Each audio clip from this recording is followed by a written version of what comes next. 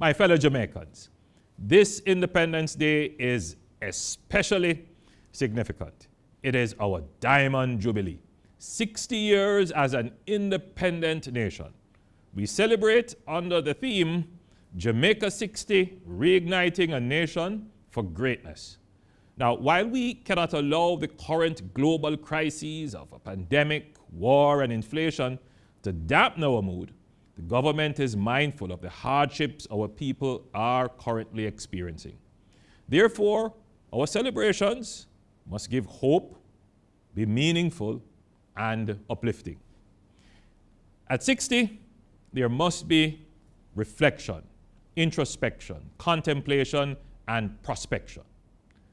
As leaders, have we been good stewards of our nation? As citizens, have we been law-abiding, productive, and creative? As a nation, have we been doing our part to advance the welfare of the whole human race? What will be our story in the next 60 years?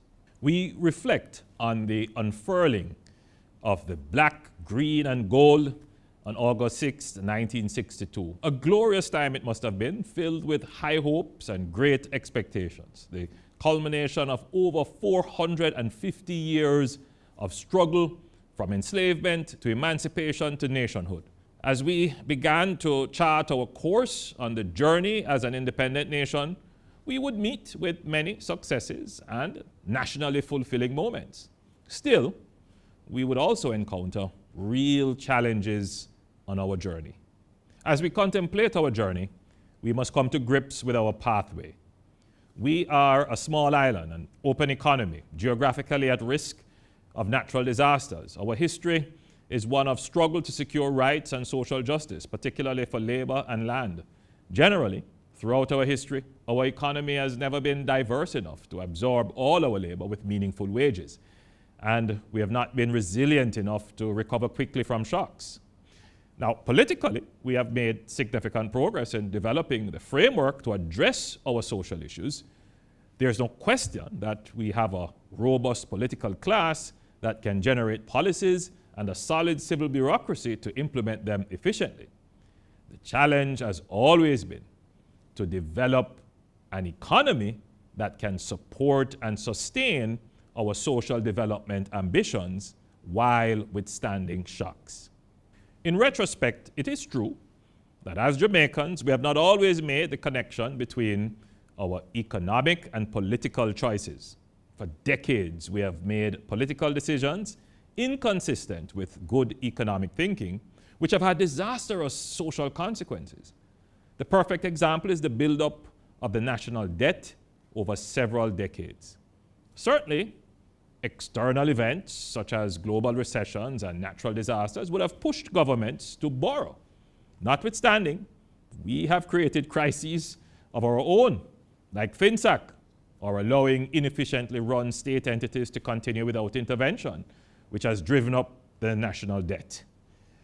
The most outstanding achievement of our nation in the last decade would be the political consensus around sustainable fiscal management and debt reduction across various administrations.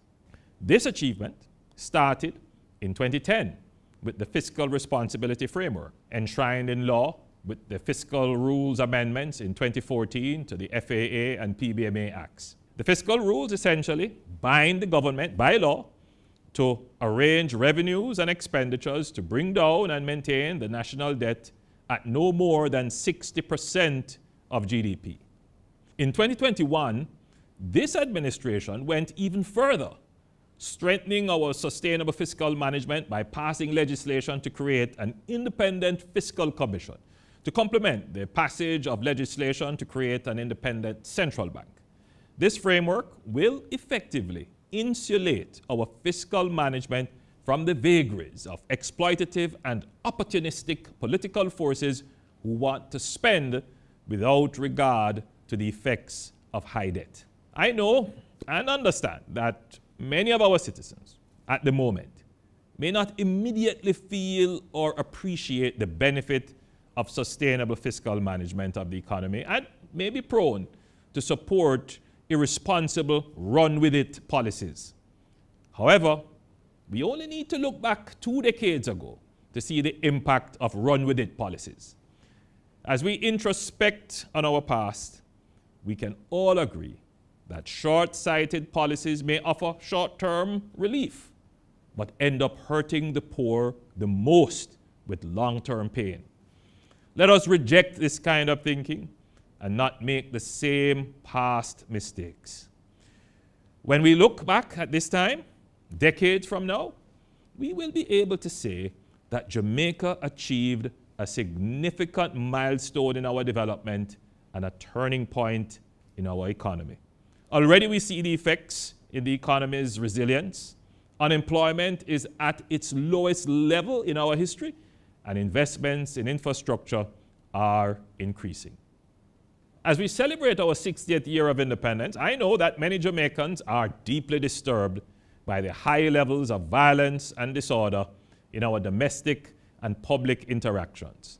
Security and public safety, law enforcement, and public order are priority concerns for Jamaicans. Our society has changed much faster than the legislative framework necessary to preserve social order. At the time of our independence, we did not contemplate the levels of access to weapons and the rampant use of violence and offenses against the person. We did not foresee drugs and human trafficking, cyber crimes and scamming, or the pervasiveness of criminal gangs on an enterprise scale. Nevertheless, these problems did not emerge only in the last decade. They have been present and growing significantly in the last 30 years. This administration is developing a series of new legislation to address the social order issues. The new road traffic regulations will be passed and come into effect this year. These new regulations will go far in bringing order to our roads. The new scheme for effectively dealing with the proliferation, trade, and use of firearms is now in Parliament and will come into effect this year. This new legislation will change the risk-reward factor by significantly increasing the penalty for possession and use of illegal firearms. We will have a slate of new protections for our people, starting with a new Bail Act, an Enhanced Security Measures Act, and a revised Zone of Special Operations Act. We will also review the Offences Against the Person Act, the Sexual Offences Act, and the Domestic Violence Act. All these will create a robust and modern framework relevant to the issues at hand to secure social order. The eternal struggle for land and shelter ownership is a point of contemplation as we consider 60 years of independence. Your government has committed to creating 70,000 new housing solutions for first-time homeowners. In the last 7 years, we have more than doubled the housing units brought to market. However, we recognize that the actual unfulfilled demand is for housing units at a price point that low-income earners can afford. Several supply-side issues have historically prevented the NHT from effectively addressing this housing market segment. However, I am pleased to report that we have redirected the NHT and the Housing Agency of Jamaica to focus almost exclusively all their efforts on affordable housing. Though our timelines have been affected by the pandemic, the NHT now has approximately 43,000 housing solutions on its books in various stages, from land acquisition to construction. When this period of our history is examined, it will be concluded that this was the era when we built the most affordable homes for Jamaicans.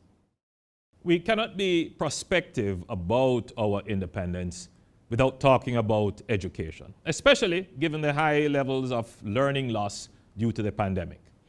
We now have the report of the Education Transformation Commission, and an oversight committee has been put in place to monitor the implementation of accepted recommendations. We cannot transform Jamaica without transforming the minds of our people, and the education system is key to this. The education sector is close to my heart, and I will ensure that the resources are in place to support these plans. Now, we have had major independence anniversary celebrations before. They felt good in the moment, but there were not many legacies to mark as milestones. We have already listed several milestone achievements which we will start or complete this year. However, I am particularly pleased with the list of infrastructure projects slated for this, our 60th year. We recently broke ground for the Montego Bay Perimeter Road project. Taken together with the improvements to the Donald Sangster International Airport, this will be a lasting legacy for the northwestern parishes of the island. We have started work on the Morant Bay Urban Center. Coupled with the South Coast Highway Improvement Project, the center will be a lasting legacy to the people of the northeastern parishes. This year, we will break ground for the Resilience Park in Portmore as we prepare for Portmore to become our 15th parish. Importantly, we will break ground for our Parliament building this year as an iconic symbol of our sovereignty for generations to come. And speaking of sovereignty, we have already commenced work towards becoming a republic. Hardships there are, but the land is green and the sun shineth. God has given us the resources to overcome all our challenges. We thank the Almighty Father for guarding us with his mighty hand over the last 60 years.